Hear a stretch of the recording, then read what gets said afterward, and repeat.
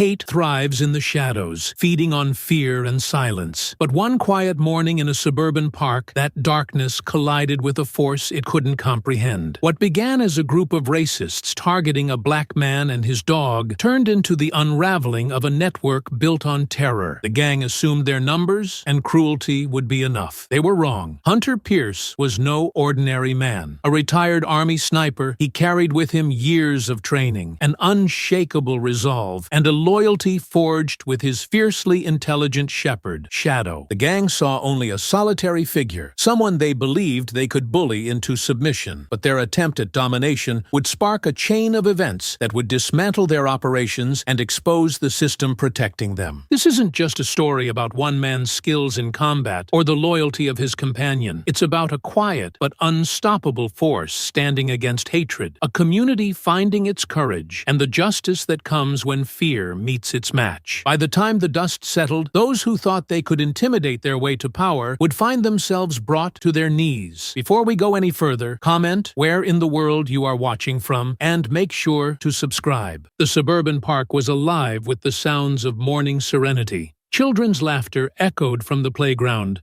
mingling with the rhythmic hum of joggers' footfalls and the melodic bird song that floated through the crisp air. Sunlight filtered through the trees, dappling the winding paths with patches of golden light and shadow. Hunter Pierce walked steadily along the trail, Shadow at his side.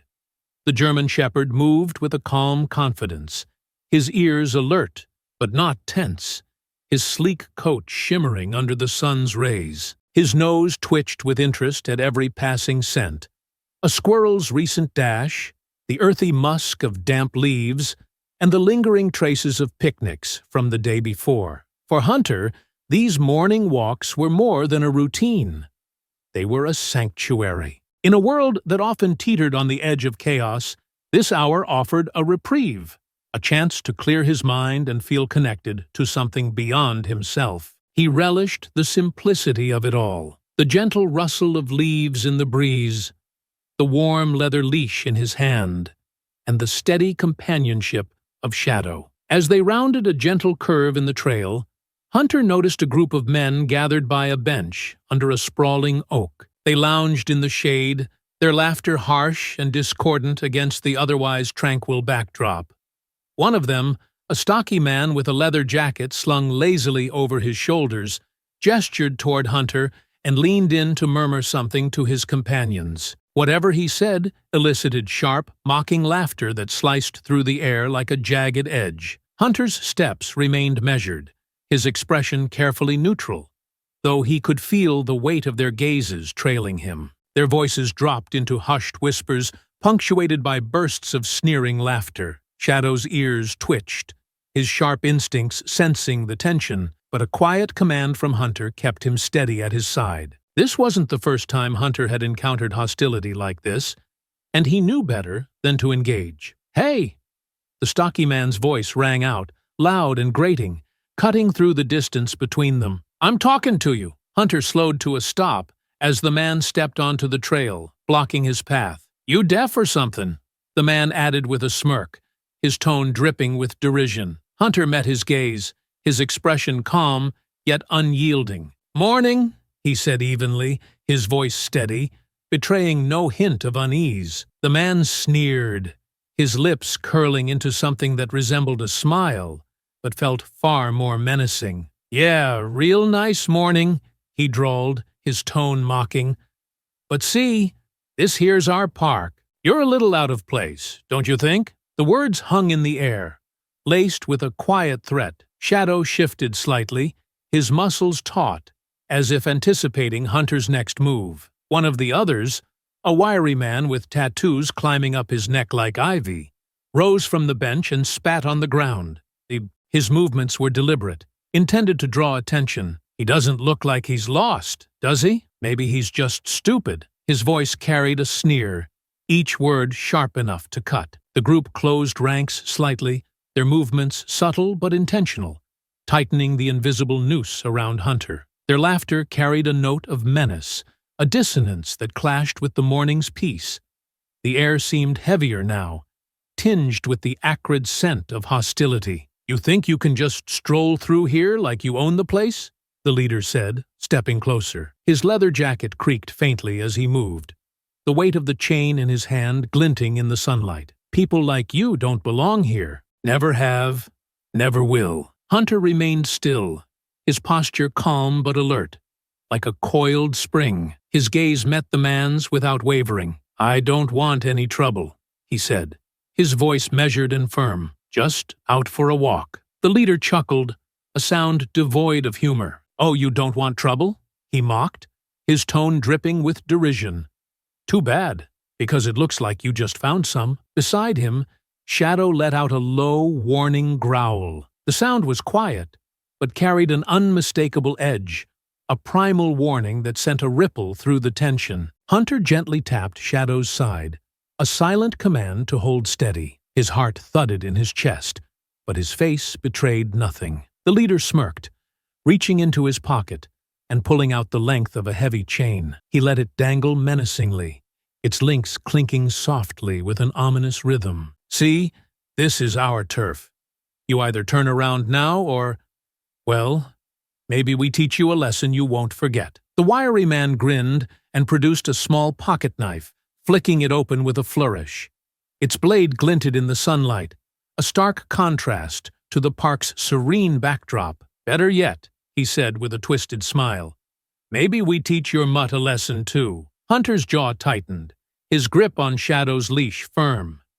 His mind raced, assessing the situation with practiced precision. You don't want to do this, he said quietly, his voice calm but laced with steel. His words were a warning, not a plea, carrying a weight that made the men hesitate, if only for a moment. The leader tilted his head, studying Hunter as if weighing the risk against the reward. Oh, I think we do, he said, stepping forward, the chain swinging slightly in his hand. The park seemed to hold its breath, the once cheerful sounds of morning now distant, muffled by the tension crackling in the air. Shadow tensed, his eyes locked on the group, ready to act at a moment's notice. Hunter stood his ground, a storm of determination brewing behind his calm exterior. The men only laughed, their circle tightening as they loomed closer. Their sneers grew sharper, their postures bolder, feeding off one another's hostility. Hunter knew the moment for words was slipping away,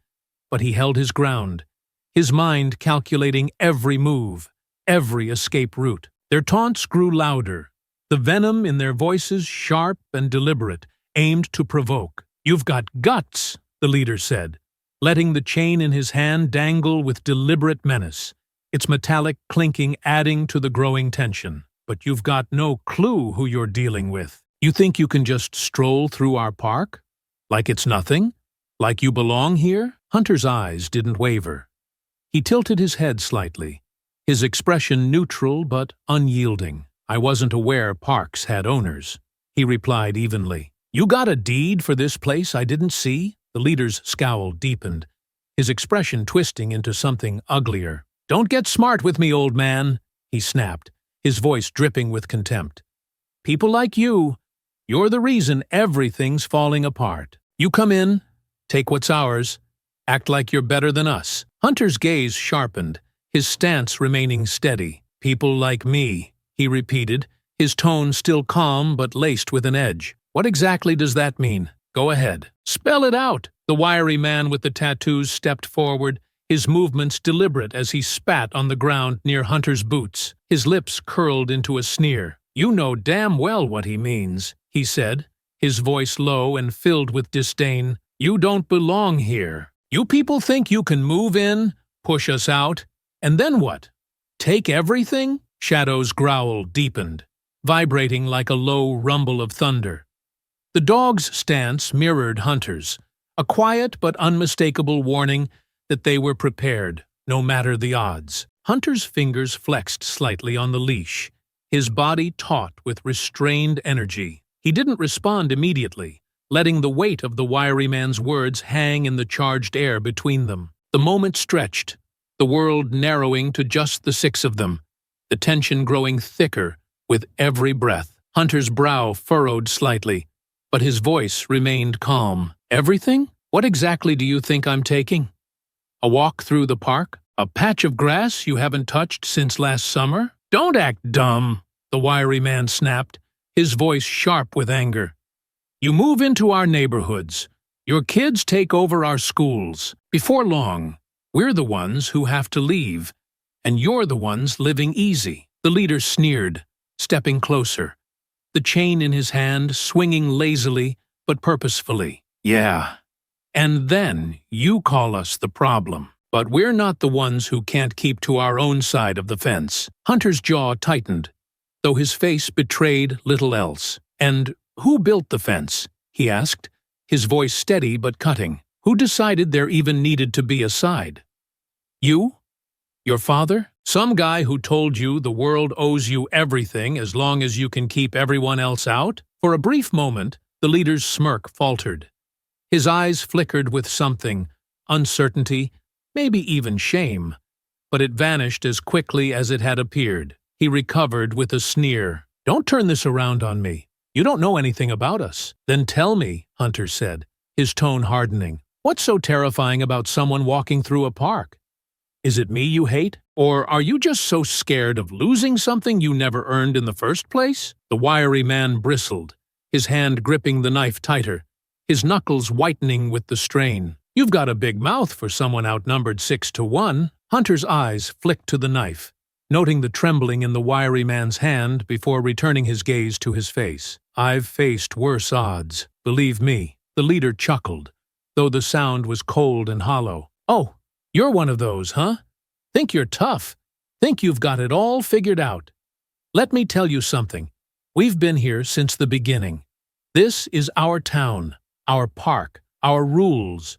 You think you can just come in here and act like you're one of us? You're nothing. Hunter took a slow, deliberate step forward, his eyes boring into the leader's, his voice lowering but gaining a quiet intensity that made even the leader hesitate. You keep saying our, like you own the air, the dirt, the trees, but you don't. You're just scared kids trying to hold on to something that was never yours to begin with, the wiry man snarled, his composure slipping further. Shut up! You don't know a damn thing about us. Hunter's gaze locked on him, unflinching and steady. His voice dropped to a razor's edge, calm but commanding. I know you're not half as tough as you want me to think. That's why there's 6 of you and 1 of me. That's why you need a chain and a knife, and I just need my dog. Shadow let out a low, steady growl, his eyes trained on the wiry man. The growl wasn't loud, but it carried a weight that made the gang hesitate. Hunter stood firm, the leash slack but ready in his hand, his calm demeanor a stark contrast to the simmering chaos in the air. The tension hung heavy, unspoken challenges passing between them like sparks, each side waiting to see who would make the first move. The leader's face darkened, his grip tightening on the chain until the metal links groaned under the strain. You really don't know when to shut up, do you? His voice was low and venomous, each word dripping with hostility. Hunter's voice dropped to match, calm yet razor-sharp. I know when to speak. I know when to act. And I know when to warn people before they make a mistake they'll regret. Shadow let out another low growl, the sound rippling through the tense air like distant thunder. The gang exchanged uneasy glances, their earlier bravado flickering, if only for a moment. But the leader stepped forward again, anger flaring in his eyes, unwilling to let his authority waver. His movements were sharp, deliberate, each step an attempt to reassert control. You think you can scare us? The leader spat, his voice rising. We've dealt with plenty of guys like you. You're nothing special. Hunter's gaze held steady, unflinching. I don't need to scare you. You're already scared. That's why you're here, trying so hard to prove something to yourselves. But you're about to cross a line you can't walk back from. The leader's face twisted into a sneer, his anger bubbling over. You don't get to tell us what to do. Boys, let's show him what happens when someone steps out of line. The gang moved as one, their circle tightening until the space between them and Hunter was suffocating. The tension was palpable, crackling like a live wire ready to snap. Shadow's growl deepened, his entire body coiled like a spring, his sharp eyes darting between the advancing men. Hunter remained motionless, his focus trained on the leader, his instincts sharpening as he braced for the inevitable. Without warning, the leader lashed out, the chain slicing through the air with a sharp whistle. Hunter raised his forearm just in time to block, the metal striking his skin with a sting that sent a jolt of pain shooting through his arm. The force of the blow knocked him back a step, but he didn't falter. Before he could fully recover, the wiry man lunged at him, the glint of a knife flashing in the sunlight. His movements were wild but fast, driven by adrenaline and desperation. Hunter pivoted, narrowly avoiding the blade, and grabbed the man's wrist in one fluid motion. With a sharp twist, he forced the knife free, the weapon clattering to the ground with a dull thud. But the victory was short-lived. As he turned, the hulking man charged at him like a freight train, all brute strength and no finesse. Hunter barely had time to brace before the impact drove him to the ground. The force knocked the air from his lungs as he hit the dirt, the hulking man pinning him down with his weight. A triumphant sneer spread across the man's face, his breath hot and labored, his victory seeming assured as the gang closed in tighter. "You're done now," the hulking man growled, his voice a guttural snarl as he raised his massive fist to strike. His weight pinned Hunter to the ground, his shadow looming like a thundercloud. Another attacker, wielding a rusted metal pipe, moved in with grim determination. Behind him, the wiry man scrambled frantically to recover his knife from where it had fallen moments before. Shadow barked furiously, the sharp staccato sound echoing through the park like a war drum. The dog darted around the group, his movements quick and purposeful, but one of the gang members swung wildly at him with a stick, keeping him at bay. Pinned beneath the hulking man's weight, Hunter gritted his teeth, his mind racing even as the odds stacked higher against him. Years of training surged to the forefront of his thoughts, screaming for calm and clarity. He couldn't overpower them in sheer strength. It wasn't a fight he could win head-on. He needed to be smarter, to use their aggression and overconfidence against them. "Shadow!" Hunter gasped, his voice sharp and commanding. "Circle!" At the word, Shadow instantly veered wide, darting in a fast, deliberate arc. The man with the metal pipe turned his attention to the dog, his focus splintering for just a moment. That moment was all Hunter needed. Hunter shifted his weight, using the hulking man's size against him. With a sudden, powerful buck of his hips, he threw the man off balance, just enough to create a sliver of space. With his free hand, Hunter grabbed a fistful of dirt from the ground and flung it into the man's face. The hulking man roared in pain, clutching at his eyes as he reeled back. Seizing the opportunity, Hunter rolled out from under him and sprang to his feet. His breaths came quick, but his movements were sharp, deliberate. The wiry man charged again, knife flashing as he slashed wildly, rage overtaking any sense of precision. Hunter sidestepped the attack, grabbed the man's arm, and twisted hard. The knife slipped from his grasp, clattering to the ground. Without hesitation, Hunter drove his knee into the wiry man's stomach, doubling him over and sending him sprawling to the dirt. The leader's chain lashed out again, this time wrapping tightly around Hunter's shin. The sudden yank pulled him off balance, and he dropped to one knee. The leader advanced, rage etched into his face. "You're not getting out of this," the leader snarled, raising the chain for another strike. Hunter didn't panic.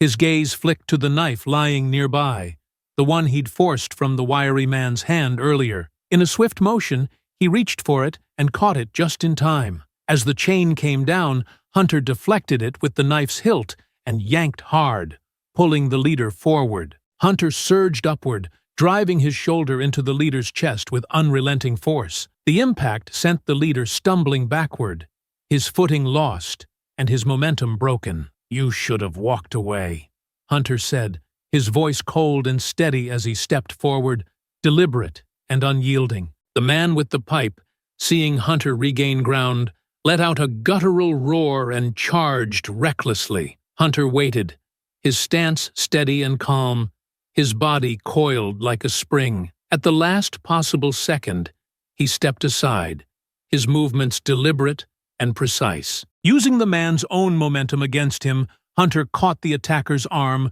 twisted sharply, and wrenched the pipe free. With a fluid motion, he flipped the man onto his back, sending him crashing to the ground. The pipe clattered against the dirt with a metallic clang, a hollow echo of the man's groans of pain. Shadow, alert and relentless, circled back and targeted the hulking man, who was still wiping dirt from his eyes, cursing under his breath. With a powerful leap, Shadow clamped his jaws onto the man's arm, dragging him down with the force of his attack. The hulking man howled in pain, thrashing wildly as he tried in vain to shake the dog off. "Get this damn dog off me!" he bellowed, his voice raw with desperation. "Shadow, release!" Hunter barked, his tone commanding and sharp. Shadow immediately obeyed, releasing his grip and retreating to his master's side, his growl low and menacing. The hulking man cradled his bleeding arm, his bravado all but gone as he staggered on the ground. The leader, now clutching his ribs and panting heavily, scanned the scene with a growing sense of panic. His once confident smirk had been replaced by a grimace of pain and disbelief. Two of his men had already begun retreating, dragging the wiry man, still doubled over and gasping, away from the fray. "Don't run, you cowards!" the leader barked, his voice cracking under the weight of his rage. But the fleeing men didn't stop. Their fear outweighing their loyalty, Hunter stepped forward, his posture strong and unyielding, his piercing gaze fixed on the leader. "You thought 6-on-1 would make this easy," he said, his voice calm but cutting. "Guess you didn't count on needing 6 more." The leader spat blood onto the ground, his hand tightening around the chain as though it could somehow restore his control over the crumbling situation. "You think you're some kind of hero?" he snarled, his voice laced with bitterness. "You're just a dead man walking." "No," Hunter replied, his voice steady and cold. He took another step forward, closing the space between them. "I'm the reason you're walking away now instead of crawling." The hulking man, still clutching his injured arm and reeling from the pain, stumbled to his feet. His movements were slow and labored, his confidence shattered. "Boss, let's go," he muttered, his voice quiet and shaky. The remaining men glanced nervously between Hunter and the leader, their expressions a mix of fear, exhaustion, and defeat. "This isn't over. You don't know who you're dealing with," the leader hissed, his voice dripping with venom. His glare burned into Hunter, his chest heaving with frustration and defeat. Pointing a shaking finger at him, he spat out a final warning. "You'll regret this." Hunter's reply was calm but carried a lethal edge. "Not as much as you will." Shadow barked sharply, his teeth bared, and the leader flinched involuntarily, his tough demeanor faltering for a split second. Finally, the leader turned away, dragging the chain behind him with a hollow clinking sound. He followed the rest of his gang, who were already retreating down the trail. Their footsteps grew fainter and fainter until the sound melted into the ambient rustling of the park, leaving Hunter and Shadow alone in the clearing. Hunter exhaled slowly, the tension in his body easing slightly as he surveyed the aftermath. His hand rested on Shadow's head, the contact grounding him. "Good work, buddy," he murmured. Shadow licked his hand in response, his tail wagging faintly, though his posture remained alert, his ears perked and swiveling toward every distant noise. The park was eerily still now, as if the world itself were holding its breath. Scattered across the dirt path were the remnants of the confrontation: an abandoned pipe, a torn jacket, faint streaks of blood where the fight had played out. Hunter stood amidst the chaos, his chest rising and falling as he processed what had just happened. Shadow sat close by, his gaze fixed on the direction the gang had fled, his body still coiled like a spring, ready to act. Hunter winced as he felt the ache in his ribs and the sting in his forearm where the chain had struck him. The dull throb in his muscles reminded him of the physical toll the fight had taken, but he pushed the pain aside. There was no time to linger. He crouched near the spot where one of the attackers had dropped his backpack during the scuffle. It was old and battered, the fabric stained and frayed at the edges, the zipper partially undone as if it had been hastily abandoned. Hunter's eyes narrowed as he remembered the wiry man with the knife, the flash of fear in his eyes before he'd bolted, leaving everything behind. Hunter hesitated for a moment, scanning the surrounding area to ensure the gang hadn't circled back. Shadow let out a soft growl, his ears twitching, as if sharing his master's unease. Satisfied they were alone, Hunter pulled the backpack toward him, his movements deliberate. Whatever was inside, it might provide answers, or lead to more questions. Inside, Hunter found a tangled mess of items that told a chilling story. Crumpled papers, a cheap burner phone, and several cans of spray paint rattling at the bottom of the bag. He pulled out the phone first, flipping it open. Its screen was cracked, spiderwebbed with fractures, but it powered on. The lock screen displayed a flurry of missed messages, all from unknown numbers. Hunter scrolled through the texts, his brow furrowing as he read, "Next target confirmed. Same time tomorrow. Keep it quiet this time. Don't need cops sniffing around. Make sure the families know they aren't welcome." His grip on the phone tightened, the plastic creaking under the pressure of his hand. He didn't need to read further to grasp the scope of what he was dealing with. This wasn't a random act of violence born of boredom or anger.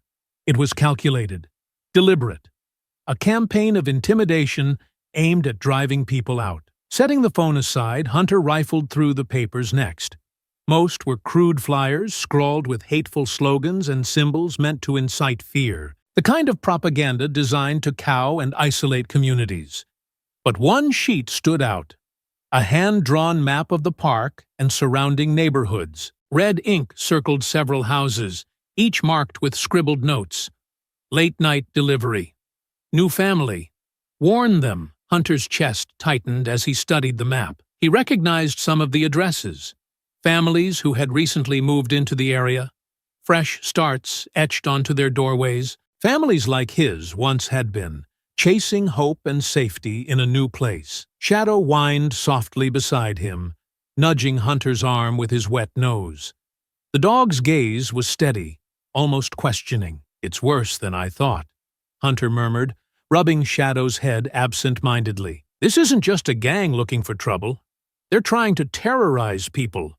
Push them out." Hunter rose to his feet, his eyes narrowing as they swept the horizon where the gang had vanished. The aches in his ribs and arm throbbed in time with his pulse, but he pushed the pain aside. It was unimportant. What mattered was stopping this, not just for those circled on the map, but for everyone who thought they could find peace here. He pocketed the phone and folded the map carefully before slipping it into the backpack. The weight of the evidence wasn't just physical. It pressed on him, a heavy reminder of the responsibility he now carried. These men weren't acting alone. They had a network, a plan, and the boldness to think they couldn't be stopped. But they hadn't planned for someone like him. As Hunter reached the edge of the trailhead, his car came into view, parked in the shadow of a tall oak. The setting sun cast long shadows across the dirt path, the once serene park now tinged with unease. He opened the car door, and Shadow hopped into the passenger seat, his tail brushing against the gear shift, his eyes fixed on Hunter, waiting for the next move. Hunter slid into the driver's seat, the map and phone resting on the console beside him. His mind churned with possibilities, a fire burning in his chest. The gang's threats, their plans, their confidence. It all boiled down to a simple belief. No one would stand up to them. They were wrong. Hunter sat behind the wheel, staring down at the phone in his hand. He scrolled through the messages again, reading each one more carefully, noting the timestamps and the patterns in the communication. It became increasingly clear that this wasn't a disorganized group of thugs. They operated in cells, coordinating across multiple areas. This wasn't just a local problem. It was bigger than he'd initially thought. A network built on fear and violence. His mind replayed the leader's parting words. "This isn't over. You don't know who you're dealing with." At the time, the words had sounded like desperate bravado, an attempt to salvage some control as they retreated. But now, as Hunter pieced together the gang's intent, Those words carried a heavier meaning. These men were confident for a reason. They believed they were untouchable, their actions invisible in the shadows. Hunter's jaw tightened, his grip on the phone hardening. They were wrong. They'd crossed a line, and now they'd face the consequences. He placed the phone on the dashboard and reached for the map, unfolding it with care. The red circles and scribbled notes seemed to pulse under the dim cabin light, each mark representing a family or home now steeped in danger. Hunter's eyes lingered on the notes. New family, warn them, late-night delivery. These weren't just scare tactics. They were calculated moves designed to intimidate and drive people out. Time to make them regret it, Hunter muttered, his voice steady, the calm before a storm. He glanced at Shadow, whose head tilted slightly as if he understood the weight of those words. The dog's presence was grounding, his loyalty unwavering. Hunter shifted the car into drive, his eyes fixed on the empty street ahead. The engine rumbled softly as he pulled onto the quiet road. The suburban neighborhood bathed in the soft glow of streetlights. He wasn't just defending himself anymore. This was bigger than him. This was about the families marked on that map, the people too scared to speak out, and anyone else who had suffered in silence. As the car rolled forward, Hunter's determination solidified. He didn't know exactly how deep this would go or how far the network extended, but he was ready. These men had started this fight, and now it was his turn to finish it. The hum of the engine filled the quiet cabin, a steady sound that mirrored his focus.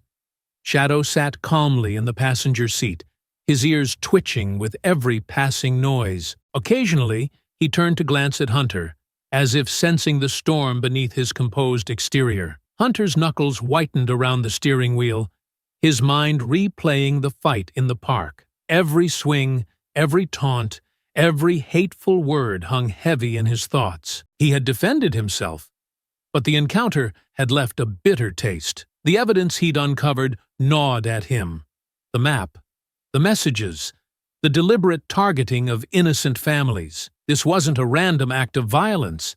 It was methodical, intentional, and designed to sow fear. But fear worked both ways. They thought they could terrorize and walk away unchallenged. They hadn't counted on him. Yet, the weight of what came next pressed heavily on Hunter. He had seen enough in his years as an army sniper to know the difference between justice and vengeance. Justice was measured, deliberate, and served with restraint. Vengeance, on the other hand, was a wildfire, chaotic, driven by anger and pain, and often consuming those who pursued it. He had watched others fall into that spiral, and he had sworn to himself that he wouldn't follow the same path. A soft whine from Shadow broke through Hunter's thoughts. The German shepherd's head tilted, his sharp eyes fixed on his master with a look of quiet understanding. His tail wagged faintly, as if offering reassurance. "I know, boy," Hunter muttered, his voice low and steady. "This isn't just about me. It's about them, the families they're targeting, the ones they've already hurt." He let out a long breath, the tension in his chest easing slightly. Shadow leaned forward, resting his head on Hunter's arm, a grounding gesture that brought a small, fleeting sense of calm. The car rolled into the driveway, and Hunter turned off the engine. The silence that followed felt heavier than usual.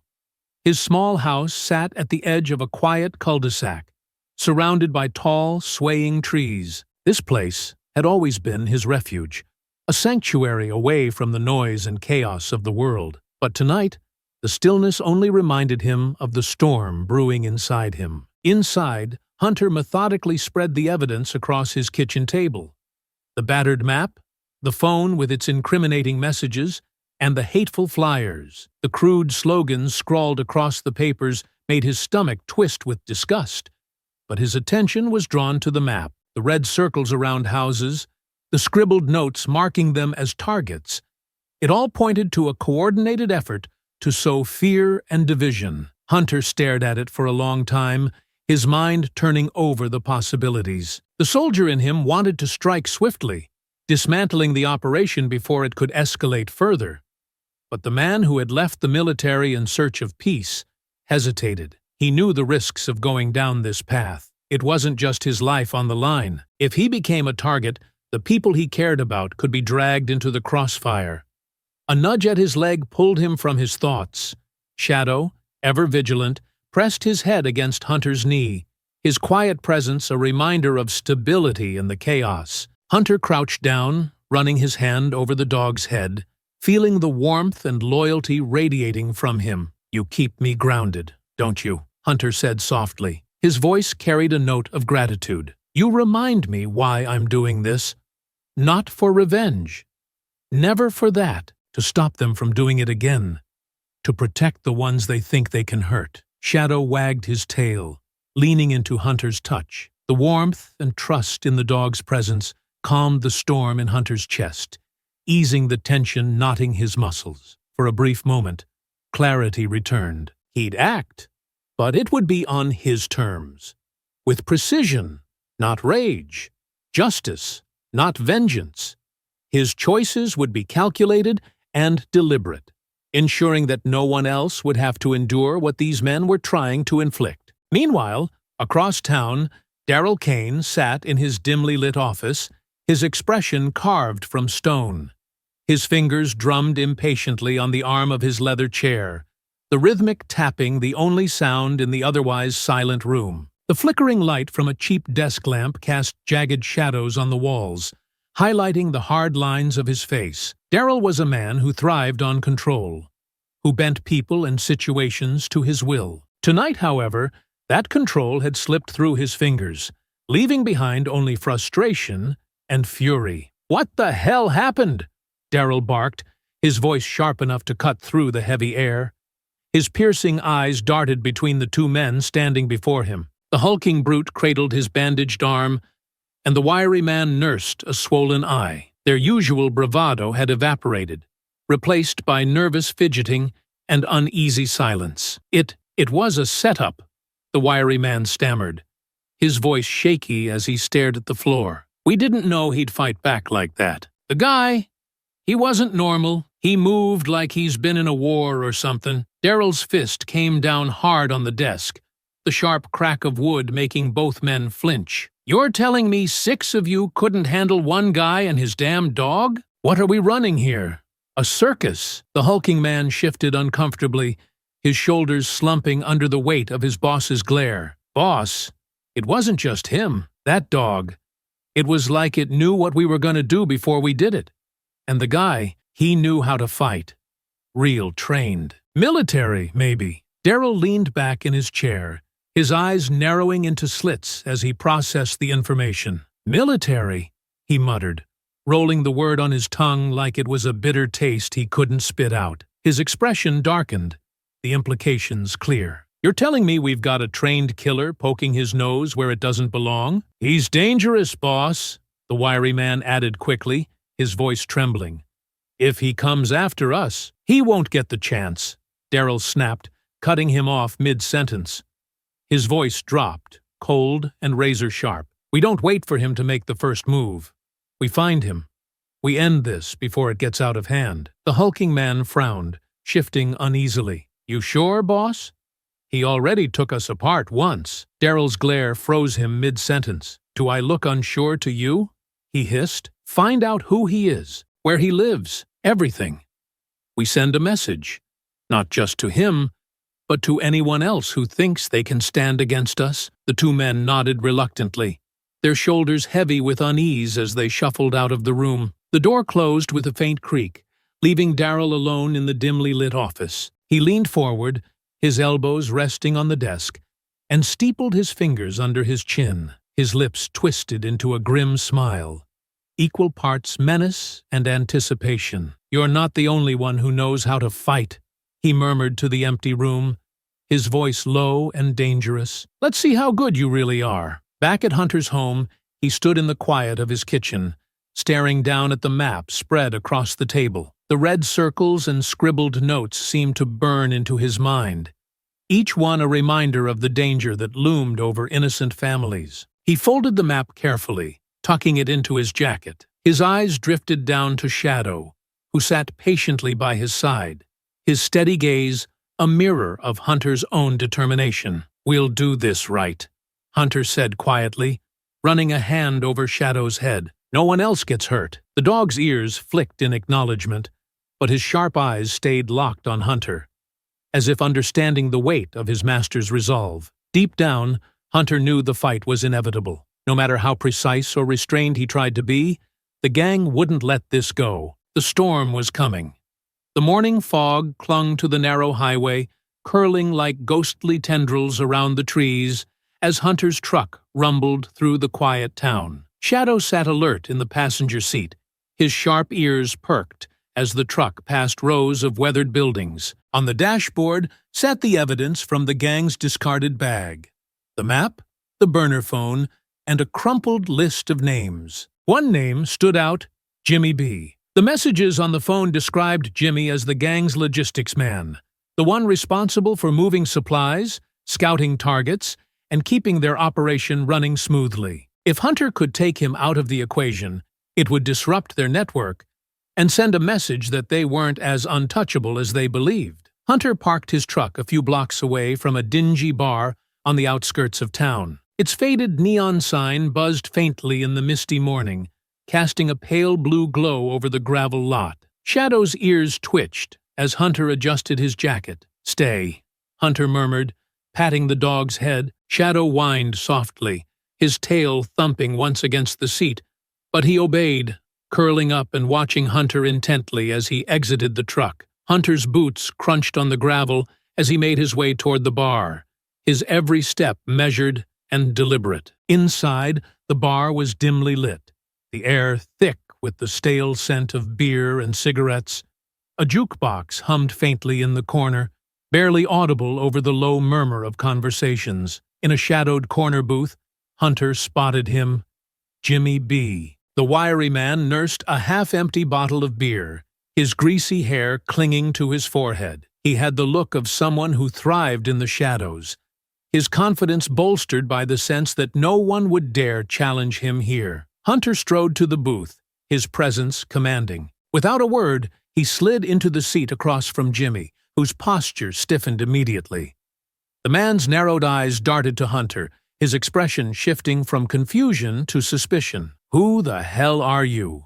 Jimmy asked, his voice sharp and defensive. Hunter leaned forward, his voice calm but carrying an unmistakable edge. "The man you should have avoided," he said. "I know who you are, Jimmy, and I know what you're doing." Jimmy's hand twitched toward his jacket, but Hunter's own hand came to rest on the table, his movements slow and deliberate. His gaze didn't waver as he spoke, his tone low and firm. "You don't want to do that," Hunter warned, his voice carrying an unspoken promise. "I'm not here to waste time. You're going to tell me everything about the gang, who you report to, where you operate, and what your next move is." Jimmy scoffed, the sound forced, his unease showing in the way his eyes darted toward the door. "You got the wrong guy, pal. I don't know anything." Hunter reached into his jacket and pulled out the map he'd taken from the gang's discarded bag, slapping it onto the table. The circled addresses and scrawled notes stared up at Jimmy like accusations, and the blood drained from his face. "You recognize this, don't you?" Hunter pressed, his voice sharpening. "You're running out of lies, Jimmy." Jimmy opened his mouth to respond, but before he could, the bar door swung open with a sharp creak. Two men entered, their footsteps heavy and deliberate as their eyes locked onto the booth. They were gang muscle, broad, mean-looking, and clearly there to back Jimmy up. "Hey, Jimmy!" one of them called out, his voice carrying a low growl as he approached. "You good?" Jimmy's confidence returned in an instant, his posture relaxing as he leaned back in his seat, smirking. "I'm fine," he said, the sneer in his voice unmistakable. "Just explaining to this guy that he doesn't belong here." The two men flanked the booth, their presence towering and oppressive. One cracked his knuckles, the sound loud in the quiet bar. "You heard him," the other said, his tone flat but menacing. "Time for you to go." Hunter's eyes flicked between them, his sharp gaze assessing every detail.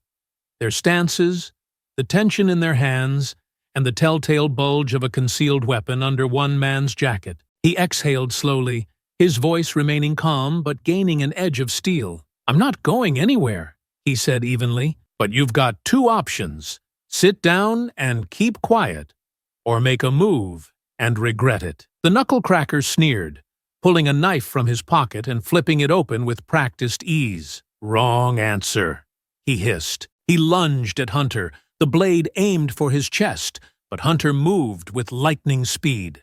He caught the man's wrist mid-strike and twisted sharply, forcing the knife to clatter to the floor. Before the man could recover, Hunter delivered a precise elbow to his temple, dropping him to the ground in a dazed heap. The second man's hand darted for the pistol under his jacket, but Hunter was already moving. Grabbing the beer bottle from the table, he smashed it against the man's hand with a sharp crack, sending the weapon flying across the room. The man recoiled in pain, but before he could react, Hunter pressed the jagged edge of the shattered bottle to his throat. "Stay down," Hunter growled, his voice low and dangerous, before shoving the man back into a nearby table. The table tipped over, and the man crumpled against it, groaning. Jimmy bolted from the booth in the chaos, scrambling for the exit like a cornered rat. "Shadow!" Hunter barked, his voice sharp. Outside, a single loud bark echoed through the mist, followed by Jimmy's terrified scream. Shadow's growl rumbled in the air, a menacing sound that sent shivers down the spine. Hunter stepped outside to see Shadow pinning Jimmy to the ground near the bar's door, his sharp teeth bared, a low growl vibrating in his chest. The wiry man was trembling, his face pale and drenched in sweat. Behind him, the man with the knife staggered to his feet, blood trickling down the side of his face. Desperate, he grabbed a chair and swung it wildly at Hunter. Hunter ducked, evading the swing with ease, and countered with a powerful kick to the man's knee. A sickening crack followed, and the man collapsed with a howl, clutching his leg as he writhed on the ground. Inside, the remaining patrons had frozen, their drinks forgotten as they stared at the scene in stunned silence. No one moved to intervene. Hunter didn't give them a second glance as he turned his attention back to Jimmy. He crouched in front of the pinned man, his icy gaze locking onto Jimmy's panicked eyes. Shadow growled, his teeth hovering inches from Jimmy's neck. "You're going to tell me everything," Hunter said, his voice cold and unyielding. "Or the next time you meet Shadow, he won't stop at your arm." Jimmy nodded frantically, his body trembling beneath Shadow's weight. Okay, I'll talk. We've got a stash house a few miles out, off Route 12. That's where we keep the supplies, guns, money, everything. And the leader?" Hunter pressed his tone like a blade against Jimmy's fear. "Daryl Kane," Jimmy blurted, his voice cracking. "He calls the shots. But you don't want to mess with him, man. He'll kill you." Hunter's expression didn't change. He stood, hauling Jimmy to his feet with little effort. "You're going to lead me there," he said coldly, his tone leaving no room for argument. As they drove toward the stash house, Jimmy sat in the passenger seat, nervously rattling off details about the operation, his voice trembling. Hunter's eyes stayed on the road, his grip firm on the steering wheel. In the rearview mirror, Shadow's alert gaze met Hunter's briefly, the dog's steady presence grounding him. "We've got a long way to go," Hunter muttered under his breath. Shadow let out a soft bark, his tail wagging faintly, as if to say he was ready. The dirt road ahead stretched out like a vein through the dense forest, winding its way deeper into isolation. Hunter's truck moved steadily along the uneven terrain, the sound of crunching gravel, the only accompaniment to Jimmy's nervous chatter. The burner phone and map sat on the dashboard, their incriminating contents etched into Hunter's memory. Shadow remained alert in the back seat, his ears twitching at the faint rustle of leaves outside. "How much farther to the stash house?" Hunter asked, his voice calm, but with an undercurrent of steel. Jimmy hesitated, licking his lips as his gaze darted around. "Just a couple more miles. There's a turnoff up ahead," he replied, his words hurried. Hunter nodded, but the knot of unease in his chest tightened. Jimmy's fidgeting wasn't just fear. It was something else, expectation. Shadow growled softly, pressing his nose against the window, his body tensing. "What is it, boy?" Hunter muttered, his eyes scanning the road and the trees lining its edge. Then he saw it. A faint flicker of light through the foliage. A reflection. The telltale glint of a sniper's scope. Hunter's jaw clenched. Without hesitation, he slammed the brakes, the truck screeching to a halt on the gravel road. "Down!" he barked to Shadow as he threw the vehicle into reverse. The dog ducked immediately, and in the same moment, gunfire erupted. A loud crack shattered the air, followed by the splintering sound of the windshield exploding inward. Shards of glass sprayed across the cab, glittering in the dim light. Jimmy screamed, his hands flying over his head as he ducked low in the seat. "They're here! They're here!" he yelled, his voice panicked and shrill. Hunter didn't flinch. His eyes stayed sharp, scanning for cover as he maneuvered the truck in reverse, the roar of gunfire and Shadow's low growl filling the cabin. This wasn't just a setup. It was an ambush. Hunter backed the truck into the cover of a small embankment, throwing it into park with a decisive yank. "Stay in the truck," he ordered sharply, his tone brooking no argument. He reached behind the seat and grabbed his rifle. Shadow whined softly, but obeyed, crouching low in the back seat, his sharp eyes fixed on Hunter as if waiting for further instructions. Hunter exited the vehicle low and fast, keeping his profile minimized as gunfire erupted around him. The attackers were using suppressing fire, trying to keep him pinned down. Through the chaos, his trained eye quickly picked out their positions. 3 shooters spread out in the tree line ahead, one perched on the ridge to his left, and another circling wide on foot. "They've boxed us in," Hunter muttered under his breath, sliding the bolt of his rifle into place. Years of sniper training took over, his breathing slowing as he focused. The noise, the chaos, even the pounding of his own heart faded into the background. Using the truck as cover, he scanned the ridge where he'd seen the glint earlier. Through his scope, he spotted the sniper lying prone, his rifle trained on the truck. Hunter exhaled slowly, his world narrowing to the crosshairs. With a single sharp crack, he fired. The sniper's body jerked, his rifle slipping from his hands before he went still. The attackers faltered, rattled by the sudden precision. "He's got a rifle!" one of them shouted, their voices tense and muffled by the cover of the trees. Hunter didn't wait for them to regroup. Staying low, he moved along the embankment, circling to gain a better vantage point. He climbed a slight incline, which gave him a clearer view of the tree line. Through his scope, he spotted another shooter leaning out from behind a tree. The man fired a few erratic shots toward the truck, oblivious to Hunter's new position. Hunter exhaled again, steady and controlled. Another sharp crack. The man crumpled to the ground, his weapon falling from his grasp. A sharp bark from Shadow alerted Hunter to movement on the right. Adjusting quickly, Hunter spotted an attacker attempting to flank him, the man's weapon raised. Hunter shifted his aim and fired, the shot striking the man in the leg. The attacker screamed, collapsing as he clutched his thigh. "Regroup!" a voice barked from deeper in the woods, panic edging the order. The remaining shooters hesitated, their confidence visibly shaken. Hunter took advantage of the lull, retreating further up the incline to gain a higher position. He reloaded with practiced efficiency, his hands steady despite the adrenaline coursing through his veins. Through the scope, he spotted 2 figures advancing cautiously toward the truck, one of them shouting for Jimmy. Hunter's jaw tightened. They were trying to extract their man. Not on his watch.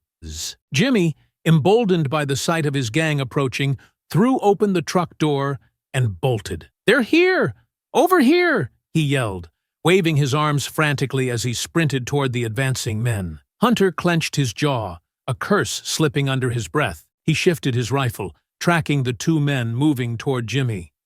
He fired a warning shot, the bullet kicking up dirt at their feet. The sudden impact made them stop in their tracks, their confidence faltering. One of the men raised his weapon, firing blindly toward Hunter's position in the trees. The shots cracked through the air, splintering bark and tearing through leaves, but Hunter stayed low and moved laterally, keeping his position unpredictable. He lined up his next shot and fired. The bullet struck the man's rifle, sending it spinning from his grasp. The shooter stumbled back, swearing loudly as he clutched his now empty hands. Shadow seized the opening, leaping from the truck with a burst of speed. His powerful strides carried him toward Jimmy, intercepting him just as another gang member reached for his arm. With a ferocious lunge, Shadow clamped his jaws around the man's leg, dragging him to the ground as the man cried out in pain. "Shadow! Back!" Hunter's sharp voice cut through the chaos. Shadow immediately obeyed, releasing the man and retreating toward the truck. His growl reverberated through the clearing, a low warning that kept the gang at bay. The gang's leader, a tall man with a rifle slung over his shoulder, stepped forward, barking orders. "Pull back! We've got Jimmy! Let's go!" His voice carried a note of frustration as he waved for the others to retreat. Hunter's scope tracked the leader, locking onto his imposing frame. For a brief moment, their eyes met through the scope, the leader's expression dark with fury. "This isn't over, old man," he shouted, before turning and retreating into the woods with the rest of his men. Hunter stayed still, his finger lightly resting on the trigger. He considered taking another shot, but the moment passed. The fight was over, for now. He climbed down from his vantage point and made his way back to the truck.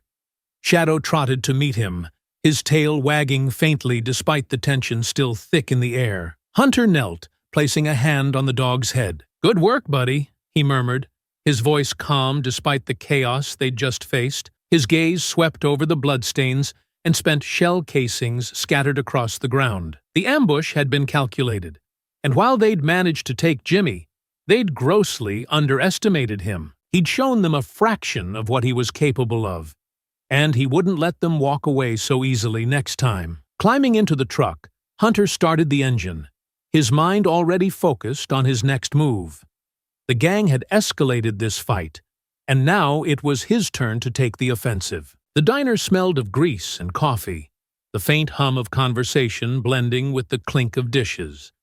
Its worn vinyl booths and flickering neon sign gave it a weathered charm. Hunter Pierce sat in a corner booth, his back to the wall, his untouched coffee cooling in front of him. Shadow lay under the table, his ears twitching at every noise, his sharp eyes scanning for threats. Outside, rain tapped steadily against the windows, blurring the neon reflections on the wet asphalt. Hunter's mind replayed the ambush, the calculated precision, the coordination of their movements. The gang hadn't been careless. Their priority had been retrieving Jimmy B, and they had come prepared to take him out if necessary. It wasn't just a fight anymore, it was a war. And the scattered pieces Hunter had gathered so far hinted at something far larger and more dangerous than a local gang. He needed to figure out his next move. And fast. The bell above the diner door jingled, pulling him from his thoughts. Hunter's instincts flared instantly. His posture remained relaxed, but his eyes flicked toward the door. A woman in a worn leather jacket stepped inside, shaking the rain off her shoulders. She carried a battered satchel slung over one shoulder and moved with a quiet but deliberate confidence. Her sharp gaze swept the room quickly before settling on him. For a brief moment she hesitated, then walked directly toward his booth. "Mind if I sit?" she asked, her voice calm but direct, nodding toward the seat across from him. Hunter studied her carefully. She didn't look like a threat, no overt aggression in her body language, but appearances could be deceiving. Shadow shifted under the table, letting out a low, barely audible growl. Hunter didn't look away from the woman. "Depends," he said evenly. "What do you want?" She smirked faintly and slid into the seat without waiting for an answer. "I'm Tanya Walker," she said, leaning back slightly as if to put him at ease. "Freelance journalist. And if you're who I think you are, we need to talk." Hunter leaned back in his seat, keeping his expression neutral. "I think you've got the wrong guy." "I don't," Tanya replied, her tone confident. She reached into her bag and pulled out a folded newspaper, placing it on the table and sliding it toward him. "Fight at the park. Ambush on Route 12. You've been busy." Hunter didn't glance at the paper, his gaze fixed on her. "If you're a journalist, you should know better than to poke your nose where it doesn't belong." Tanya shrugged. her demeanor unfazed. Maybe, but I've been following the Black Vipers for over a year, and you're the first person to make them bleed. That makes you interesting. Hunter's jaw tightened, his gaze finally dropping to the paper Tanya had slid across the table. The headline read, "Gang Violence Escalates in Suburbs." He scanned the article quickly, taking in the broad strokes. It was vague, with few details, clearly written without a full picture of the events. Whoever had penned it hadn't connected him to the incidents. At least, not yet. "What do you want?" Hunter asked again, his voice sharper this time, cutting through the din of the diner. Tanya leaned in slightly, lowering her voice as if to shield their conversation from prying ears. "I've been digging into the Vipers' operations for months. They're not just a gang. They're a network. Organized, well-funded, and dangerous. They've got money, connections, and enough leverage to bury anyone who crosses them. I've gathered intel, but I can't do anything with it on my own." Hunter's expression didn't change. "Let me guess," he said dryly. "You want me to take your intel and do your dirty work?" "Something like that," Tanya admitted, her tone calm, almost casual. "Look, I've tried going public twice. Both times the stories were killed before they even hit the papers. These guys have their claws in everything: law enforcement, politics, even local businesses. If you think you're just dealing with street thugs, you're not. They're bigger than that." Hunter studied her for a moment, his sharp eyes searching for cracks in her story. What she was saying made sense. The ambush had been too coordinated, too deliberate, but trusting someone he didn't know wasn't his way. "You're asking a lot," Hunter said finally.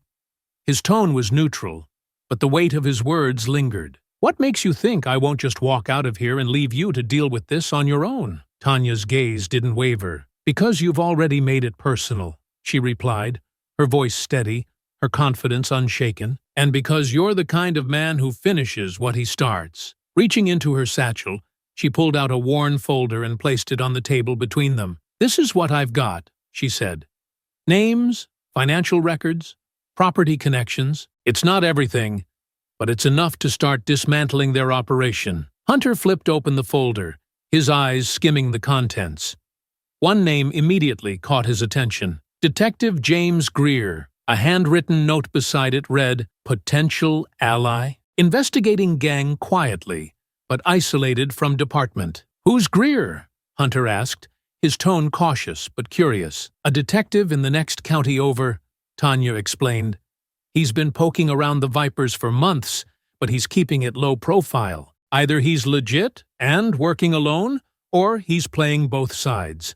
I haven't figured it out yet." Hunter closed the folder, his mind working through the implications. Greer could be an ally, or a threat. Either way, Hunter was beginning to see the outlines of a larger fight ahead. Hunter's expression remained unreadable as he closed the folder. "You're putting yourself in the middle of something dangerous." Tanya smirked faintly, her confidence unwavering. "Story of my life," she said. "But this isn't just about me. And it's not just about you. The Vipers are expanding, driving families out of their homes, silencing anyone who gets in their way. If you want to make a real difference, you can't just fight them in the shadows. You have to expose them." Hunter exhaled slowly, his fingers tapping lightly on the edge of the table. His gaze dropped to the folder, the weight of its contents pressing on him. "You're asking me to trust a stranger and put my life in the hands of a system I don't believe in," he said evenly, his tone tinged with skepticism. "No," Tanya said firmly, leaning slightly forward. "I'm asking you to think about the bigger picture. You take down one gang leader, and someone else steps in to fill the void. But if you expose their network, show the world who they are and who's protecting them, you don't just win, you change the game." Hunter's jaw tightened as her words sank in. She wasn't wrong. The fight wasn't just about the men with guns or the leaders giving orders. It was about the system that let them thrive. Still, trusting Tanya, and by extension, the unknown forces behind her, didn't come easy. Finally, Hunter stood, tucking the folder under his arm. "I'll think about it," he said, his voice measured. "That's all I'm asking," Tanya replied, standing as well. "You've got my number. Call me when you're ready." As Hunter stepped out of the diner, Shadow trotting faithfully beside him, Tanya's words echoed in his mind. The fight against the Vipers was growing larger, more dangerous, and now he had a choice to make. Stay in the shadows or step into the light. The faint hum of Hunter's truck engine broke the stillness of the early morning as he parked near the edge of a modest suburban neighborhood. Shadow sat in the passenger seat, his sharp eyes scanning the quiet street. Beside Hunter, Tanya's folder lay open, its contents spread across the seat. One name had led him here: Detective James Greer. If Tanya's intel was accurate, Greer was one of the few people working to expose the Black Vipers from within. But the note beside his name, isolated from his department, meant he wasn't exactly the kind of ally Hunter could approach openly. This wasn't just a risk. It was a calculated gamble. Hunter glanced at Shadow, who tilted his head slightly, as if sensing his master's hesitation. "Let's see if this guy's worth the risk," Hunter muttered, stepping out of the truck and closing the door softly behind him. The last 2 days had been spent quietly piecing together Greer's routine. The detective lived in a modest home near the outskirts of the city, keeping a low profile. His life appeared uneventful. Work, occasional late-night drives, and solitary stops at a small diner. Hunter recognized the pattern immediately. It was the behavior of someone trying to stay under the radar while working on something dangerous. Hunter's lips pressed into a thin line. He wasn't walking into this blind, but it didn't mean it wasn't a risk. The question was whether Greer was a potential ally or just another liability. Hunter wasn't one for surprises, but he knew this meeting couldn't be left to chance. After confirming Detective Greer's usual haunts, Hunter decided to approach him where he might feel most at ease: the diner. When Hunter stepped inside, the diner was nearly empty. The air was thick with the smell of coffee and frying bacon, the soft clatter of plates and distant hum of conversation filling the space. A waitress offered him a polite smile, but he barely acknowledged it, his sharp eyes scanning the room. Near the back, Detective James Greer sat alone at a booth. A cup of coffee rested in one hand, and a small notebook was open in the other. His graying hair and lined face gave him an air of experience and authority, but the faint shadows under his eyes suggested a man running on fumes. Hunter walked over, stopping just short of the table. "Detective Greer?" he asked evenly. Greer glanced up, his sharp eyes narrowing as they scanned Hunter with a mix of suspicion and curiosity. "Who's asking?" "Hunter Pierce," Hunter said simply. "We need to talk." Greer's posture stiffened slightly, his fingers tightening around the coffee cup. After a pause, he gestured to the seat across from him. "Go ahead." Hunter slid into the booth, his movements deliberate. He pulled a small USB drive from his pocket and placed it on the table between them. "I've been digging into the Black Vipers," he said. "Your name came up." Greer's jaw tightened, his gaze flicking to the drive. "And you decided to track me down?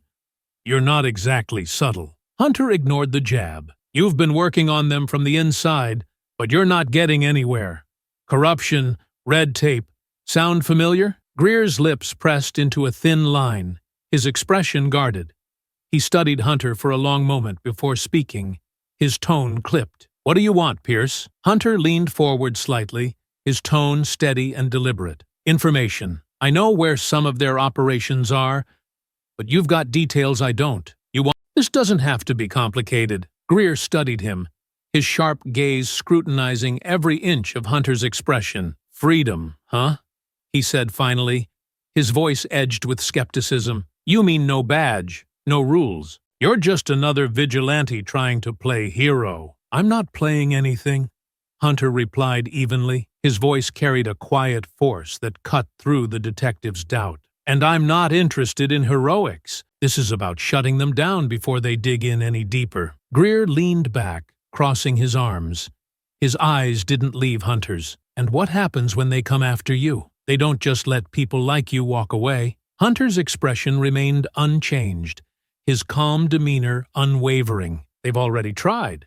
Didn't work." Greer let the silence hang between them before finally reaching for the USB drive. He turned it over in his hand, his thumb tracing the edges as he considered Hunter's words. "You've done your homework," he admitted. "That's good. But if you think this is just about taking down a gang, you're wrong. The Vipers have ties everywhere. Local politicians, cops, business owners. You cut one head off, and another grows back. Then we cut them all," Hunter said bluntly, his voice cold and resolute. "That's why I need your intel. You've been watching them. You know who's pulling the strings?" Greer hesitated, his brow furrowing as he weighed the risks. Finally, he sighed and pulled out a small, battered notebook, sliding it across the table. "This is what I've got. Locations, connections, names. But if you're serious about this, you'd better be ready for the fallout. They don't just fight back. They burn everything in their path." Hunter opened the notebook, flipping through the pages quickly but carefully. One entry caught his attention. A warehouse just outside of town. The note beside it read, "Supply hub. Rotating shipments. High security." It matched what Tanya had mentioned, a key node in their operation. "This warehouse," Hunter said, tapping the page with his finger. "What do you know about it?" "Enough to know it's worth hitting," Greer replied, "but it's well guarded, and they rotate their shipments on a tight schedule. Miss the window, and you'll be walking into an empty building." Hunter nodded, closing the notebook and tucking it into his jacket. "I'll handle it." Greer leaned forward, lowering his voice as his expression hardened. "One more thing. If you get caught, no one's coming to save you. Not me, not anyone.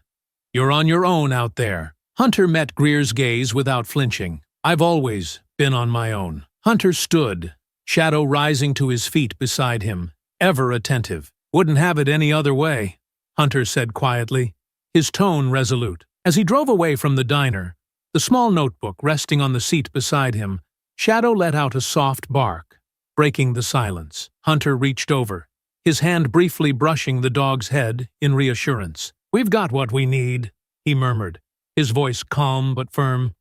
"Now, it's time to put it to use." The road ahead was cloaked in darkness, but Hunter's path was clear.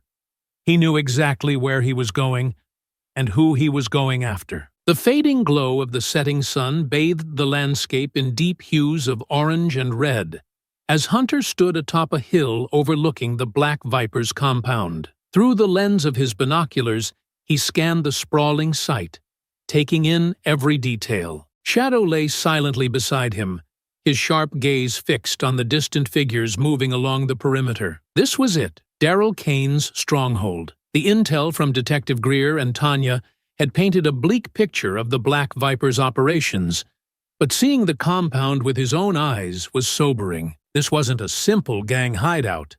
It was a fortress. The industrial site had been converted into a highly organized hub for their activities.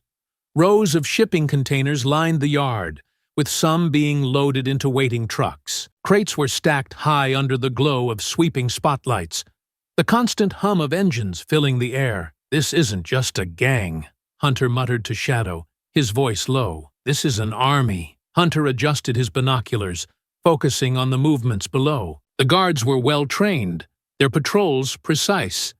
He noted their shifts, every 15 minutes, and the variety of weapons slung across their shoulders: automatic rifles, shotguns, and handguns. The main building, a hulking warehouse, loomed at the center of the compound. Its reinforced steel doors and grated windows gave it the appearance of a bunker, but the constant activity suggested something more sinister inside. Suddenly, a convoy of SUVs pulled into the compound, their tires kicking up dust. Hunter's grip on the binoculars tightened as the lead vehicle came to a stop.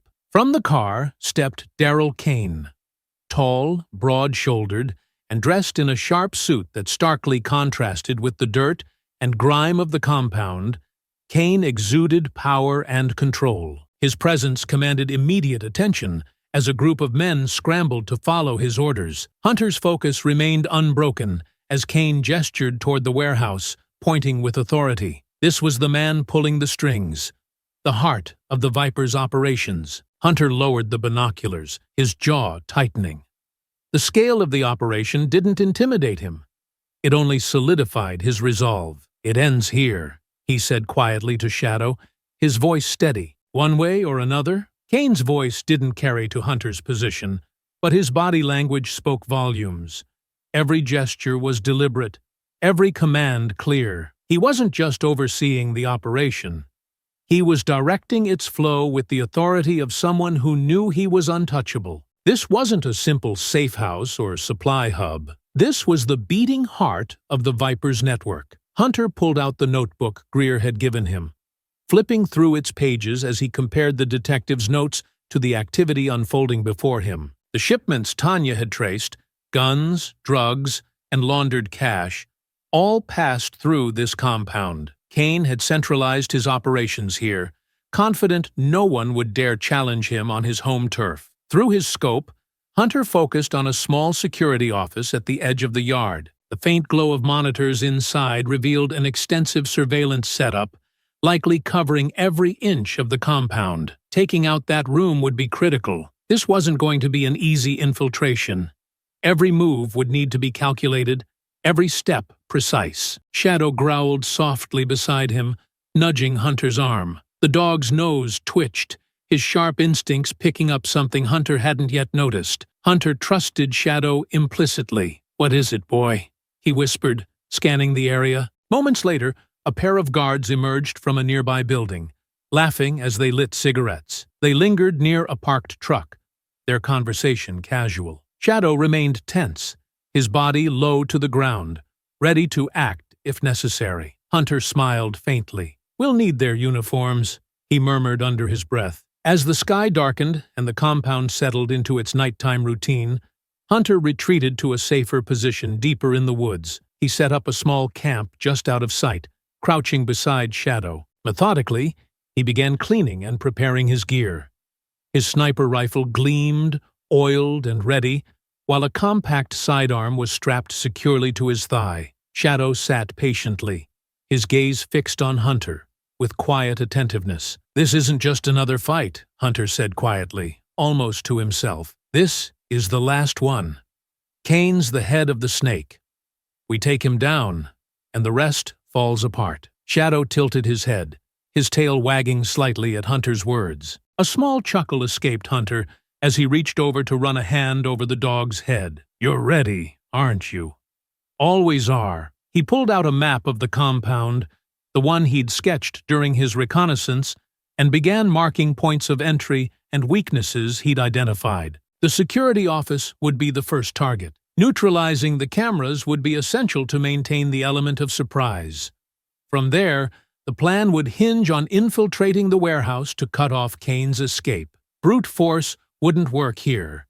Kane had too many men. This mission would require precision, patience, and absolute focus. As he finalized his plan, Hunter's mind briefly drifted to the faces of the families and communities torn apart by the Black Vipers. The fear in their eyes, the empty streets left behind after the gang's intimidation tactics, it fueled his resolve. The compound below wasn't just a hub of illegal activity.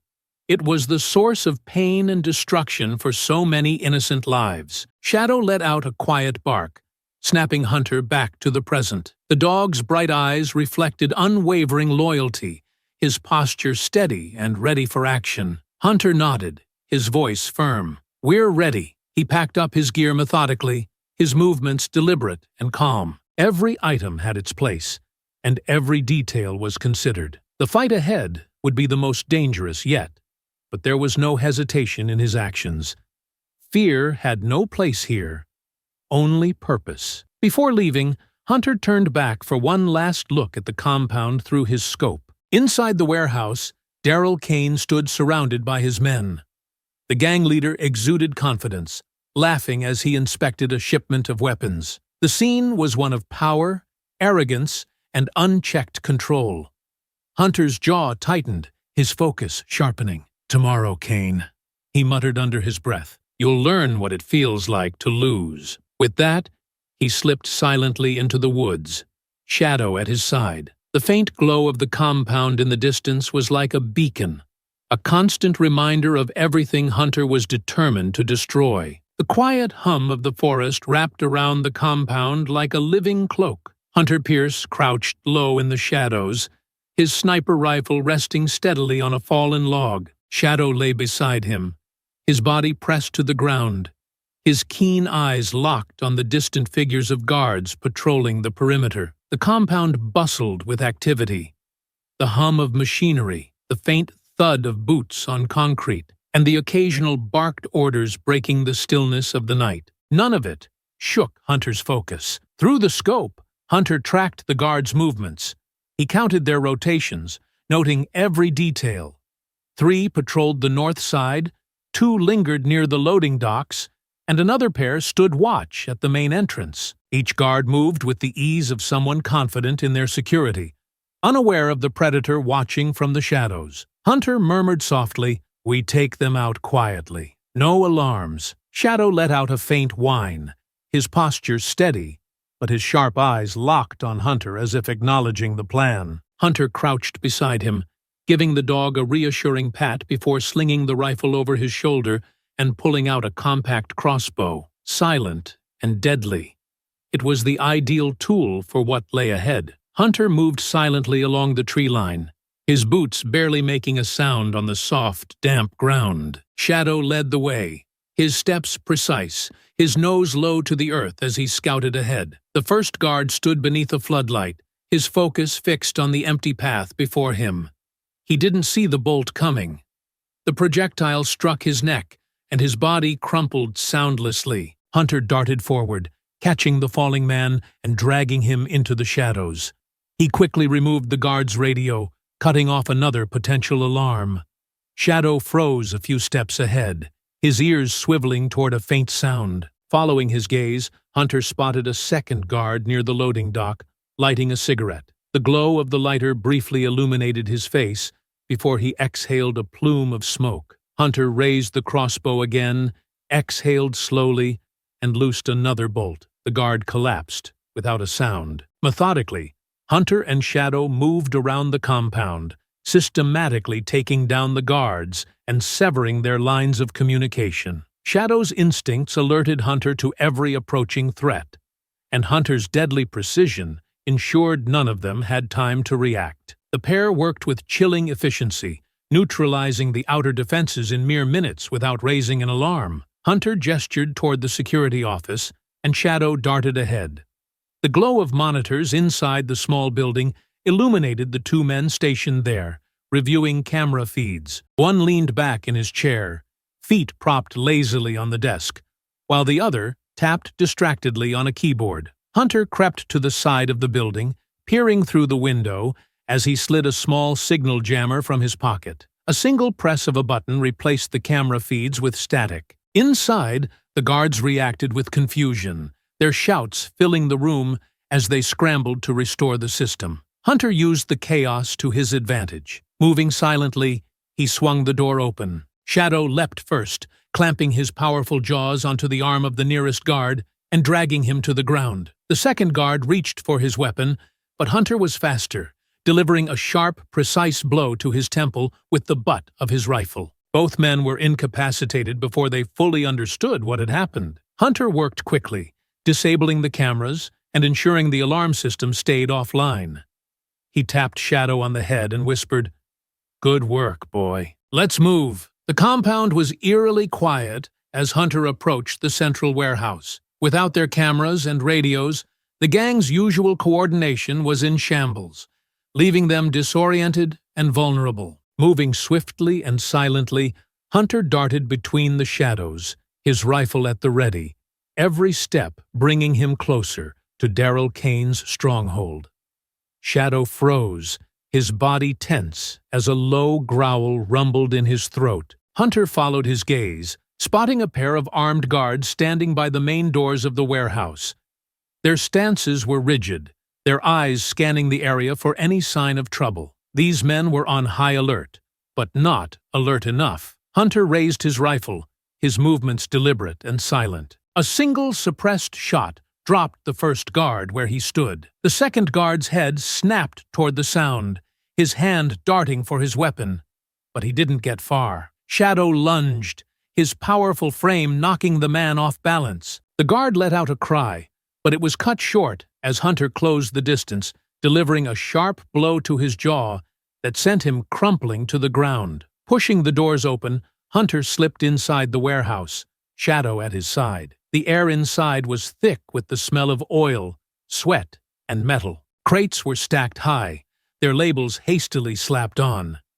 Some were open, revealing rifles, ammunition, and bundles of cash. Workers moved frantically, loading boxes onto a waiting truck. The urgency in their movements told Hunter everything he needed to know. They were preparing to move the operation before it was too late. Hunter moved like a shadow between the towering stacks, taking down the workers one by one. Shadow darted ahead, his growl a precursor to each strike. The workers were no match for the pair's precision.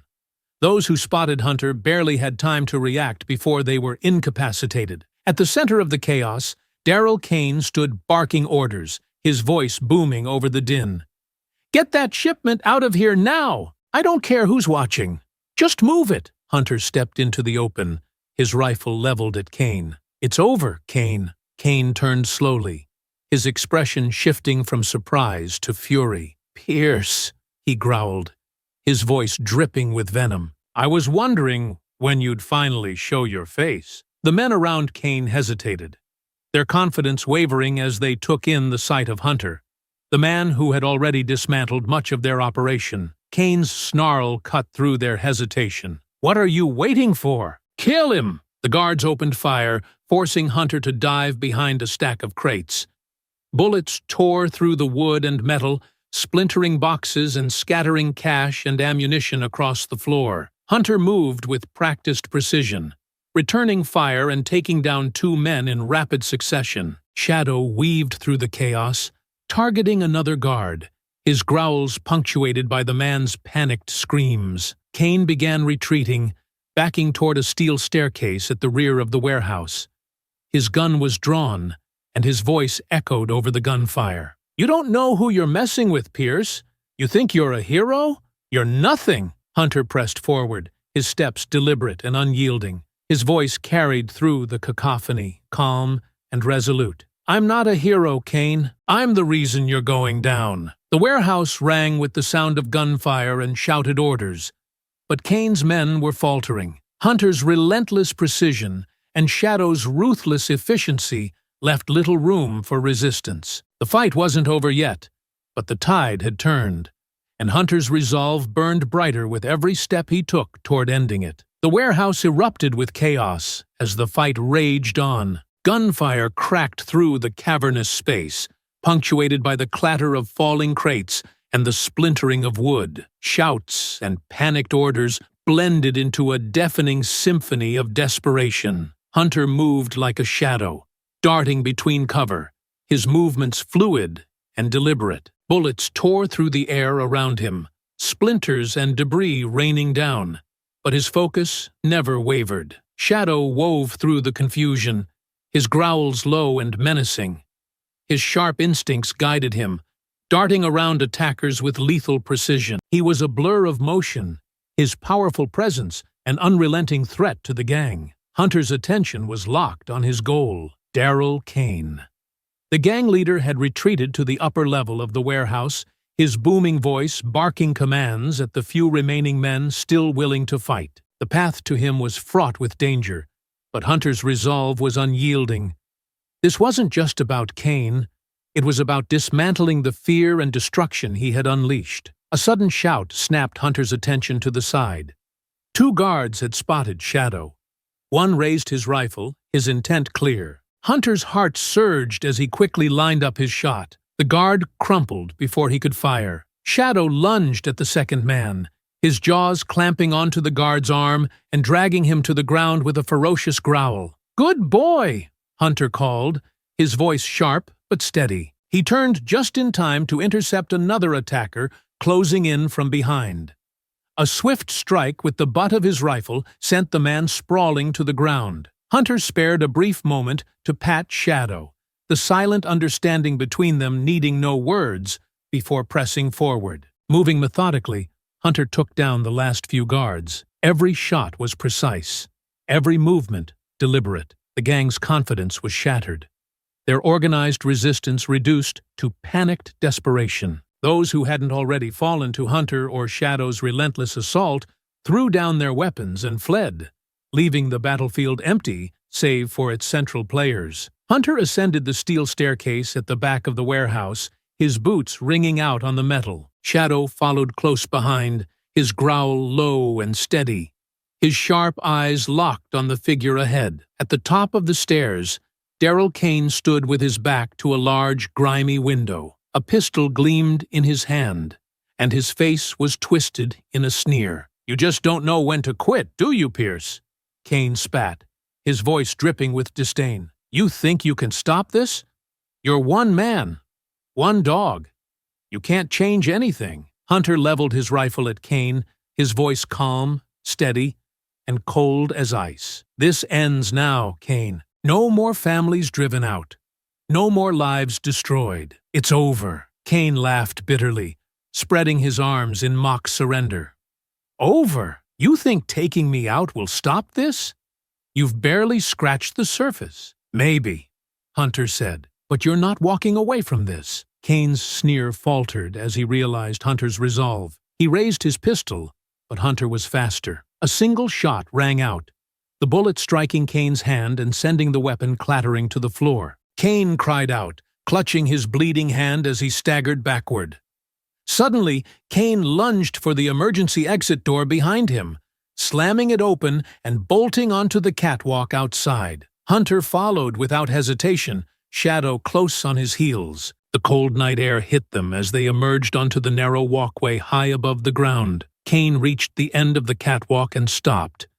Trapped, he turned to face Hunter, his face a mask of desperation. "You don't understand, Pierce. This isn't just me. There are people above me, people you'll never touch." Hunter stepped closer, his rifle steady. "Then they'll fall next.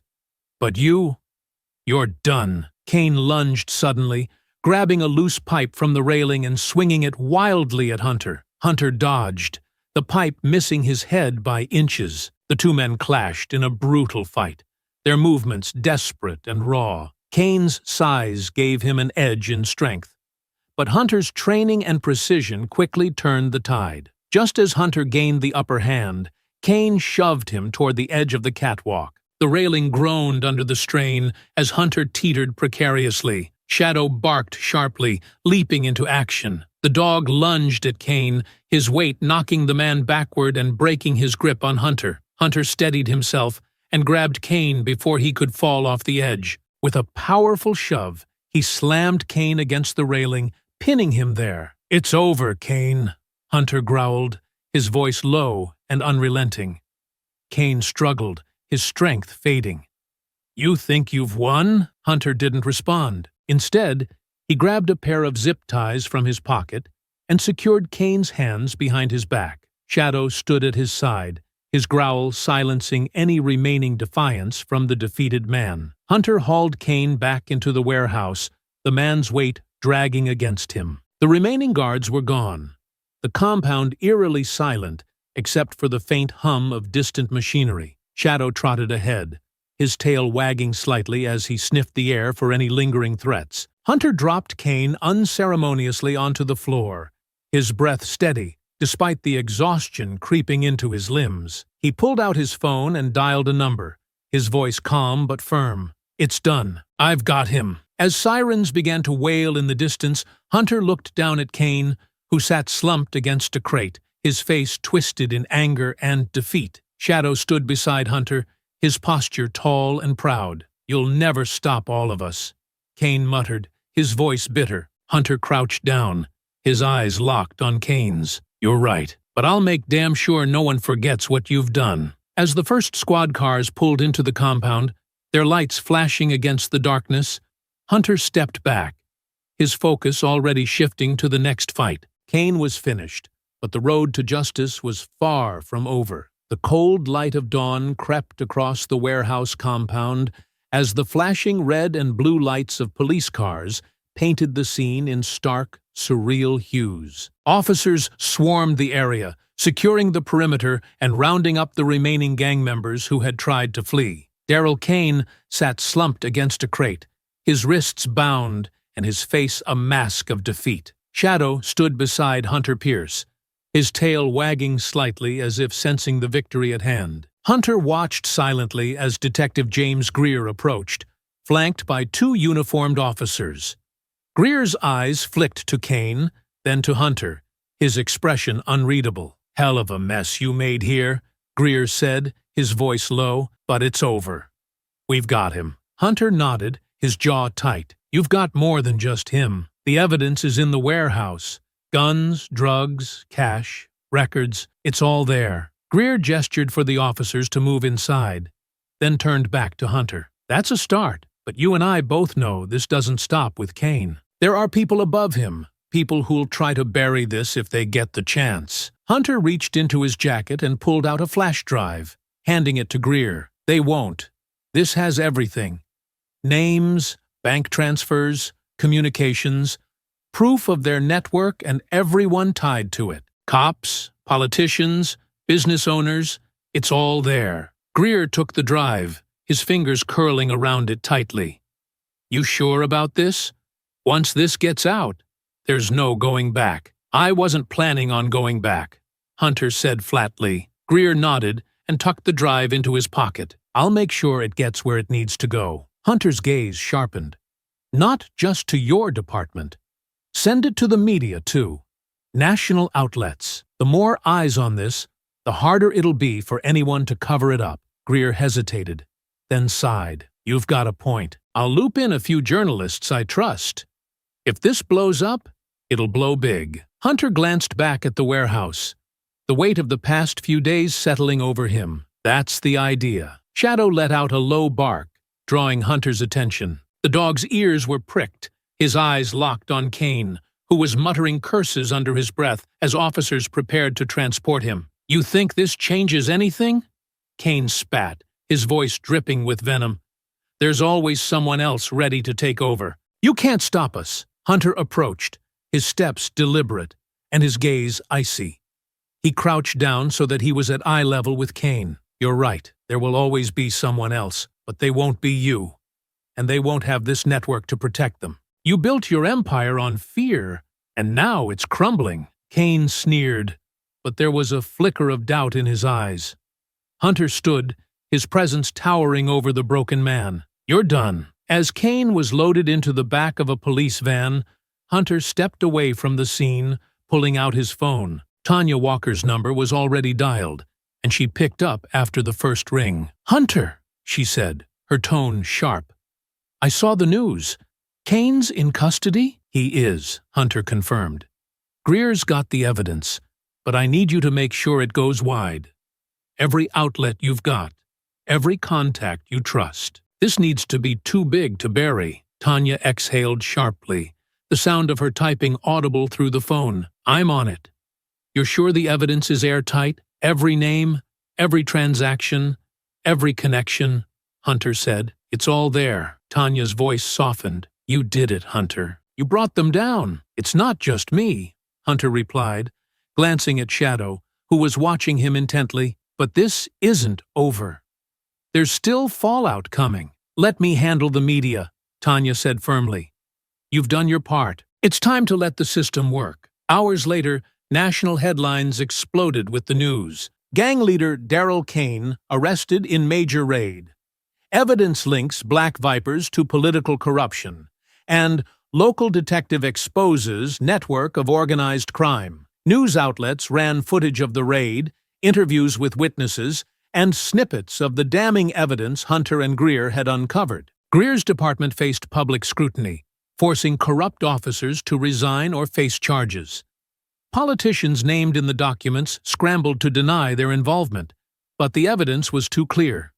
The Black Vipers network was in shambles, their operations dismantled piece by piece. From a distance, Hunter watched it all unfold.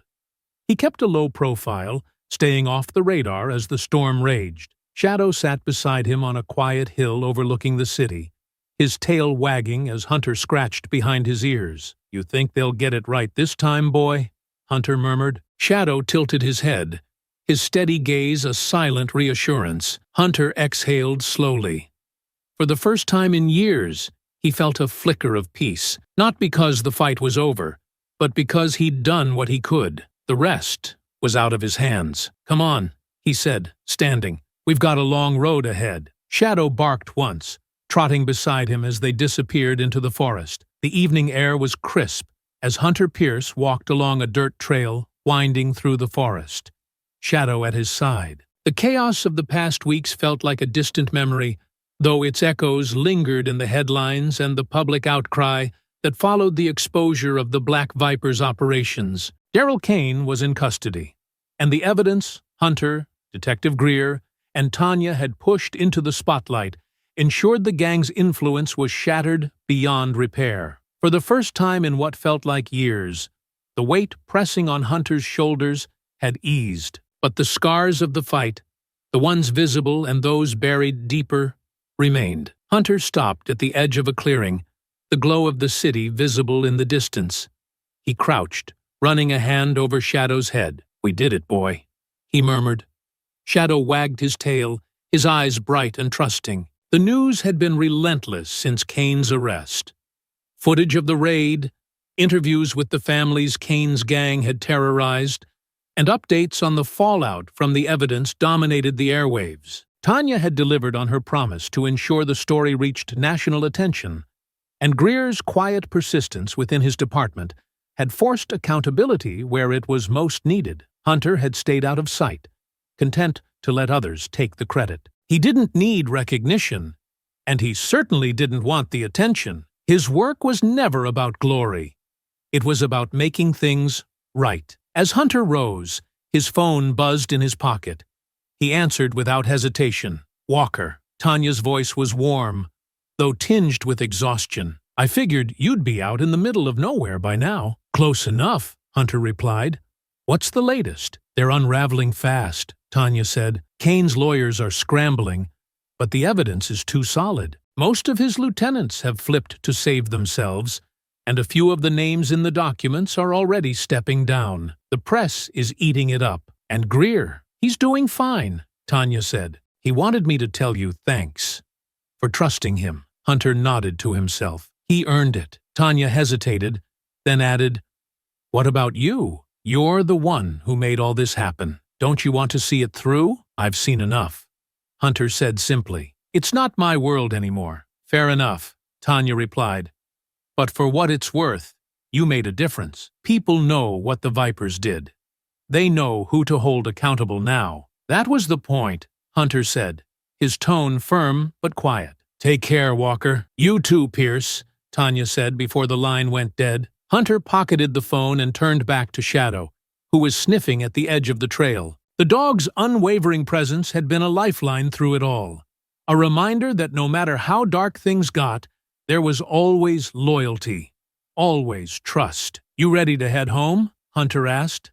Shadow barked once, his tail wagging enthusiastically. Hunter smiled faintly, his steps steady, as he led the way back down the trail. Home wasn't a place so much as a sense of purpose, and for the first time in a long while, he felt like he'd found it. In the city below, the world was already changing. News anchors continued to dissect the implications of Kane's arrest and the collapse of the Black Viper's network. Families who had been forced out of their homes were beginning to rebuild, their courage bolstered by the knowledge that justice had finally been served. Detective Greer, now regarded as a hero within his department, was leading efforts to clean up the remaining corruption. Tanya Walker, riding the wave of her reporting, had become a beacon for those seeking to expose the rot hiding in plain sight. Their lives moved forward, shaped by the battles they had fought.